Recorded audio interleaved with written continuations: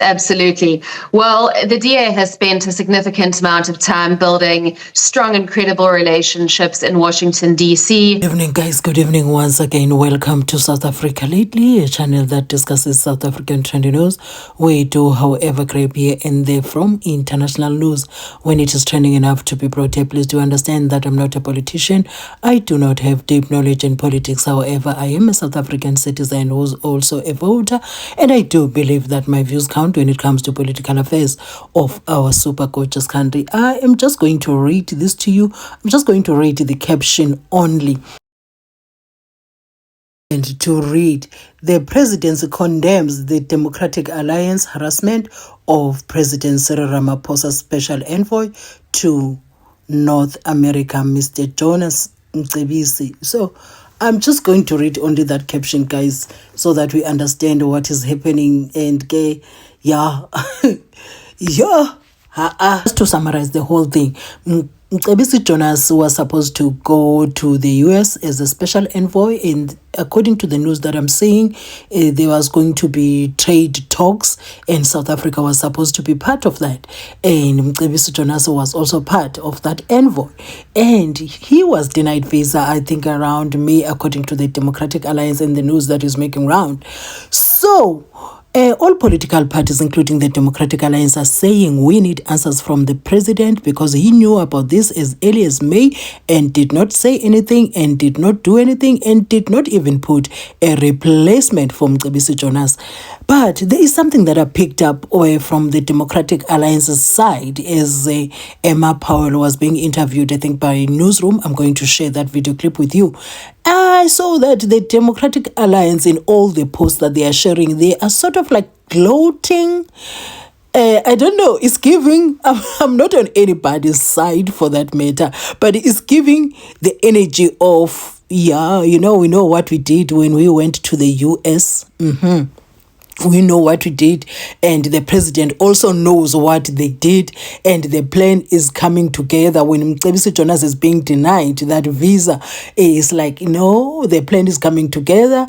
Whatever we went there and did in the US, is these are the results. So you're supposed to put a replacement, and that replacement maybe possibly should come from the Democratic Alliance. That's the energy that I'm getting. They did not say so, but they're giving the energy of gloating, like, you know, at the end of the day, you were supposed to take from us, or maybe that those were the demands from Trump that we'll never know.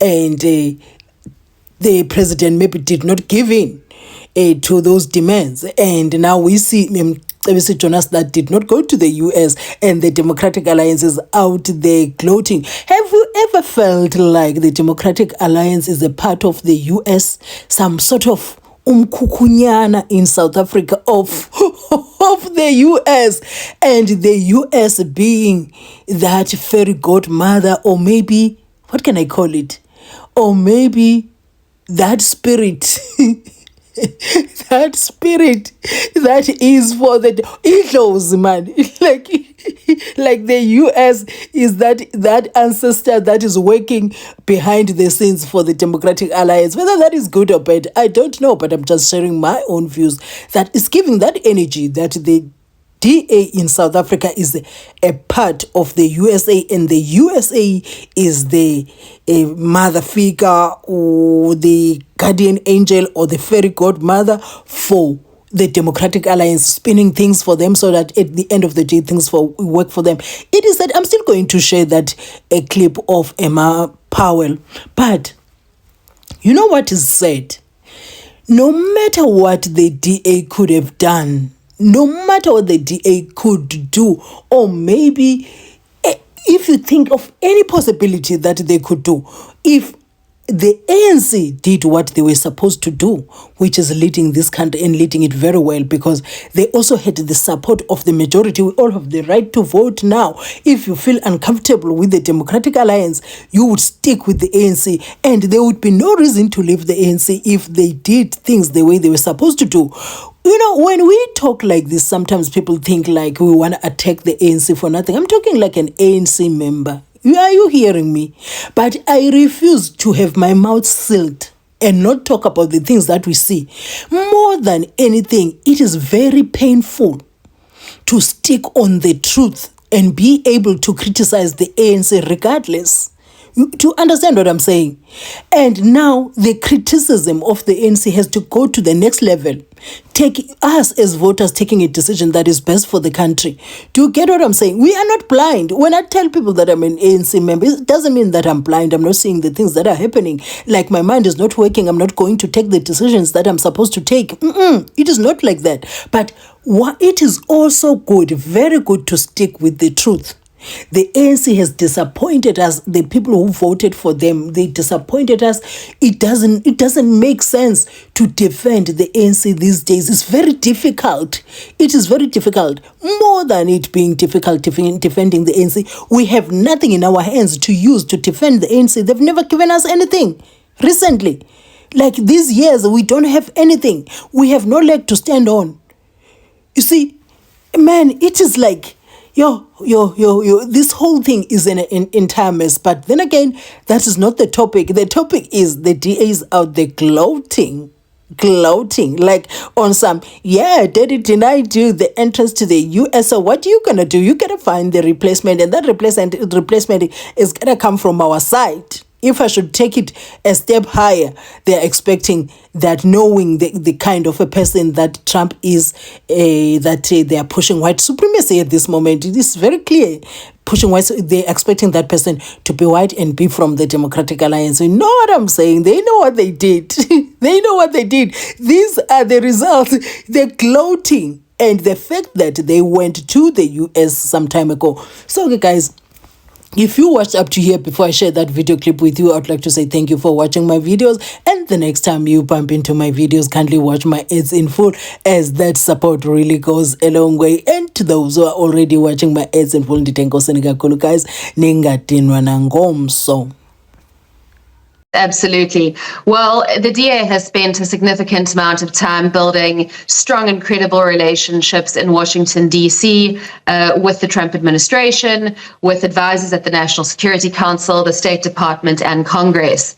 I believe that the onus is now on the presidency and potentially on DIRCO to refute our allegations and to provide proof of Mr. Jonas's credentialing and of his diplomatic visa. Now, I saw a statement from Crispin Perry on Twitter, on X, that's the foreign minister's spokesperson, saying that, well, a president's special envoy, one, doesn't require credentials as an ambassador would, and two, nor does that special envoy or the president have an obligation to update the nation. Now, let's look at it from the perspective of Washington, D.C. If a sitting head of state nominates an official rapporteur or envoy or diplomatic interlocutor to engage in critical negotiations with regards to resolving the current tariff and trade deadlock and some of the non-tariff barriers, for example, some of the sentiments around expropriation without compensation, BEE, some of the concerns that the Trump administration has raised, then that person would need to be officially credentialed by the South African state. Those credentials would need to be accepted by Washington, D.C. in order for the appropriate level dialogues to take place as formal negotiations.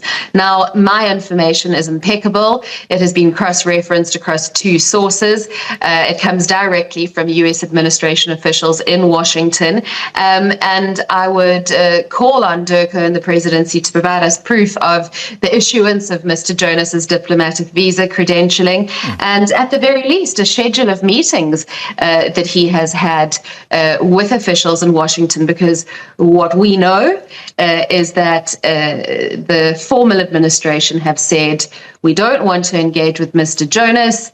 They haven't provided us, of course, with the reasons for the refusal. I would imagine that they either have to do with previous historical sentiments that Mr. Jonas had uttered in regards to President Trump, or potentially there's a view that there's a conflict of interest in regards to Mcebisi Jonas serving as the independent non-executive chairperson of MT, and that's currently defending litigation in U.S. courts. We don't know what the reason is. And I would urge DIRCO and the presidency to refute our allegations with substantive proof and to provide details of the negotiations and the meetings. What we know is that the bottom line is they're not happening.